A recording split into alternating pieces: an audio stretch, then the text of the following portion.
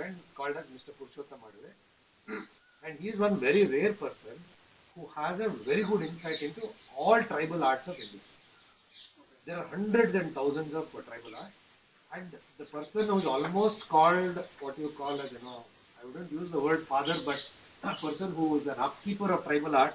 He is originally Kerala, that Chitrakala Academy in Kerala. That person, that Chitrakala Academy, he had come home.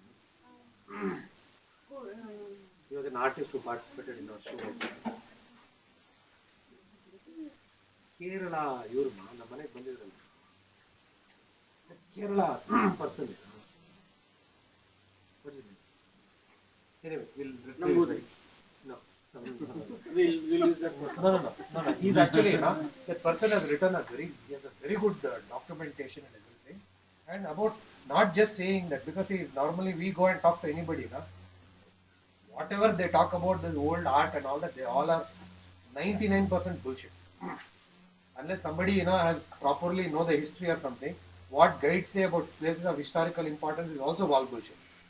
Because they themselves don't know anything, they just want to make some money, and that's a very sad thing to happen. But then we thought that, everybody cannot find their time or something like that. So we thought that why don't we just bring them over and then try to have a small camp. So they were the only people who were willing to come and do it at our place. So the first camp they came here, this was in 2011, right? 11. So 2011, they came for a camp. And of course, we had also got totally out of touch with, we had forgotten what is koila, we had forgotten what is a kila, all those things. So we had almost forgotten. So these people also, they come and started saying, ye chahiye, wo chahiye, and all those things. So yes, of course, the first camp was a royal, I would say it was a royal mess.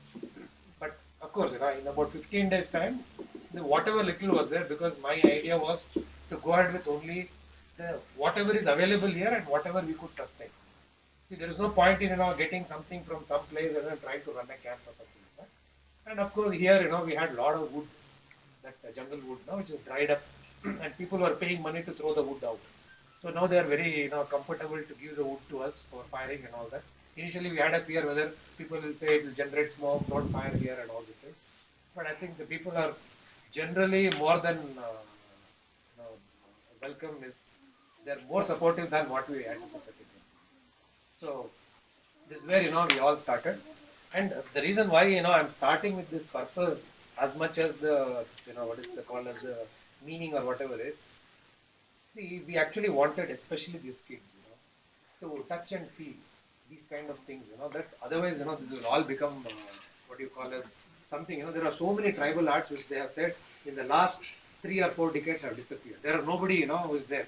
The next generation people, they all are IT engineers, they are all in service industry, somebody has done hotel management, so nobody is continuing their particular thing. It's a very sad thing to happen as a country. So you are all here, of course, it is socials, what you call as, but I would call this as a responsibility, little bit with a purpose, to also, support these guys in terms of seeing what they are doing and enjoying it. See, the sale of Dokra, whether somebody wants to buy and all that, those are all, come. Those are all the secondary part of the thing. Hello. So those are all the secondary part of the things. But we all want you people to be, what you call as a participator in terms of, taking this forward and helping these guys to really, find a good continuous place in Bangalore where we have built this purely for them. First year, actually, they used to stay in first floor of our house. We never had anything. Then we slowly knew what is their requirement, and they were not comfortable staying in a hotel also. So we had put them in the club. So next day morning, they brought all the luggage here and they said, "हमको hotel में डाल दिया आपने, क्या आपका घर में हमको नहीं रहना है." They all came here. So they have their own, the connect to the people and they have their own feel. Yeah, their feel and all that. So I think, first year was good. Second year we wanted to consolidate. This year we really want this to, really, go to the next level of more people coming across and then taking these things. So we feel this is a responsibility. So I'll quickly finish the start to finish part of the Dokra, and please ask as many questions as you want when I'm talking. See, this is a normal potter skill. which you can get in Pottery Town, or anybody who's making pots. It's a normal potter's clay. So you just take this rice husk. So what they do is they just mix little of this rice husk. I'm doing it in a very crude way, but they do it in a very nice way. So this actually gives the kind of a strength for the mold and other things. So this becomes the base, whatever shape they want. So normally, suppose say they want to make a bell or something. See, this is the wet part of it, and whatever the shape they want, this is the dry part of it. Okay. So once this is done, इसमें वो बंधा हुआ कुछ है, वो मोम लगाया हुआ कुछ है, नहीं उसके ऊपर डाल दिया, नहीं एक पीस कुछ है, नहीं.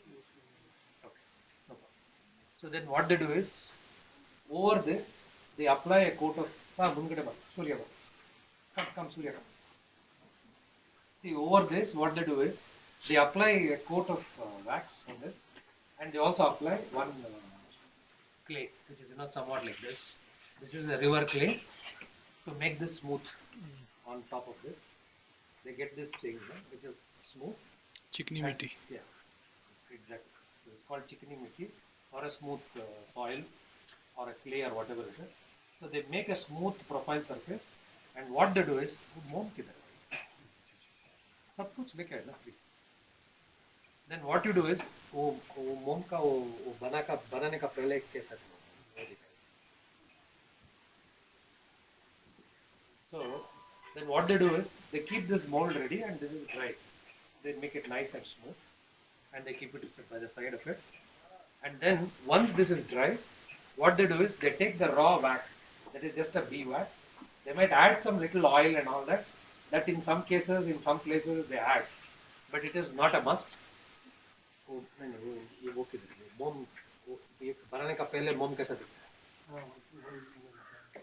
See, what they do is they just take the bee wax, they melt it in one any kind of a basin or container, and what they do is they have a water pot there. No? They just pour the wax on that, so it actually becomes like this because it floats on the water and it takes it. So once this is done, then what they do is they take this. Okay, they take this. You all must have seen yes. How they make those chaklis. The crude noodles, the same thing. They do it, and they little warm this wax to the consistency they want. They take it here, put it on this, and they take this particular thing, and then they press like this, because you need a hard press. Okay, so once you do that, they get different sizes and all these things, like how they want. You get this kind of notes in different thickness. Wax node. Look at the kids.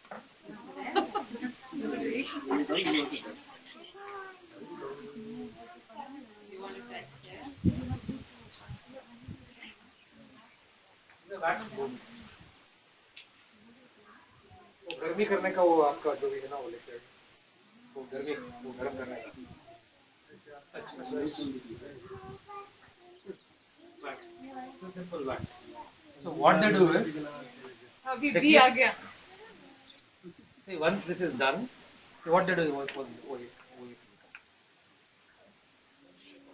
see, once this is done, what they do is they just they have something to warm up this little. They just warm this little bit, and they take the mold, and on the mold they start actually wrapping it at a close consistency.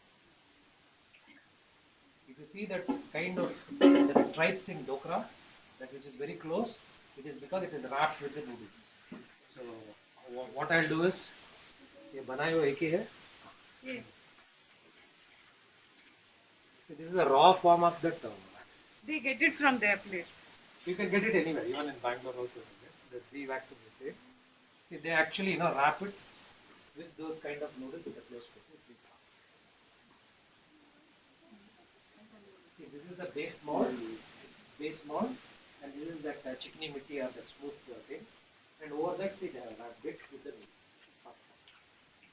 They touch, feel, and then pasta. See, any design they want. Do they mix anything with the pure wax to make it more malleable? No. Nothing? Actually, they say that in some point of time, just to add some oil and all that, which was actually considered to be some great secret. So very few people know about it. It's unlikely that that nowadays people know. You may not be telling. The color difference is too much. और ये mould वो ढला नहीं है sir उसका एक piece मैं कल निकाल के दिया ना सुबह में निकाल के दिया ना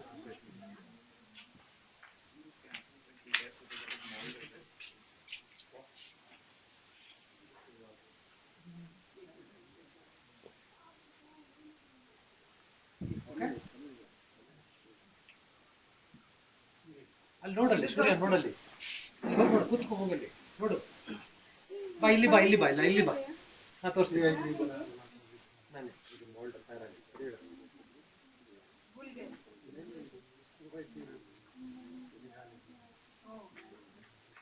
okay good. See, now what they will do is for the balance area now they may have to do some design. I'll give you the finished portion of the fish, so they will actually infill those designs. So you can go on adding. See, for instance, what they are carrying. See, this is not made from noodle. Just one. See, this is actually this is a solid piece of wax. So what they have done is they have taken a solid piece of wax and they have engraved it, and they just.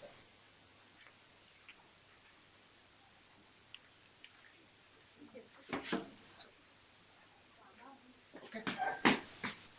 So once this process is over, means whatever the design, their laying, and all these things are over. So again, what they do is they actually cover it with that like this chickeny meat. They give a layer of that chickeny meat covering that particular design. So it forms an intrinsic base of the two things between the wax and that thick one. And over that, they again apply the same that potters glue. This is one more layer of it. Okay. Now the most important thing is now we see here that one minute, pay attention. There is one wax stub which you see, which is wax stub or something. See, this could be a small murti kind of a thing, in which this wax stub is there. So this what they do is they keep one more piece of wax for the metal to flow. They keep that wax for the metal to flow. Right? So once this is done, so this is ready for casting. This is ready for casting. And we will just take you there afterwards, but I'll just explain it. It is very simple. You have one place where you melt the brass, and in the other place where you heat this with a stove. That means with putting a lot of firewood and everything, they do this. So when you put this in that particular investment, that is a firewood, what happens is this wax actually it evaporates. So that's why this is called as lost wax technique. That means in the process, the wax, whatever is there, it actually evaporates and it exactly gives that profile and that crevice for the metal to go. Please come, please come. Welcome, welcome. That means for that metal to go. That means there is no secondary exit for the wax to flow out once the brass is put from the other side. No. See, the first process, welcome. Hi Shiva, come. Anita, orgala drink kodamma. So once this process is done, I'm repeating, this is a critical step.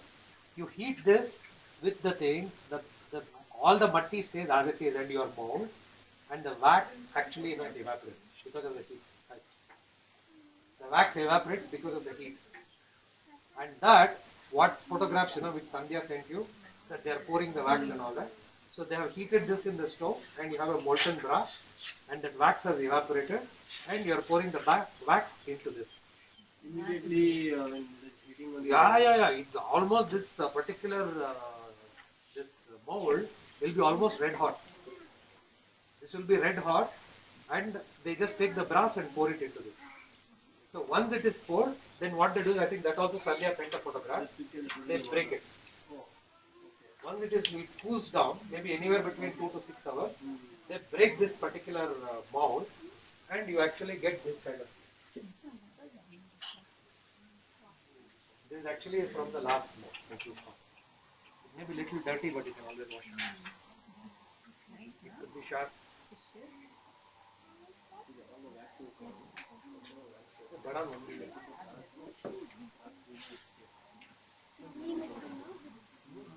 it all comes from the last one. Small one.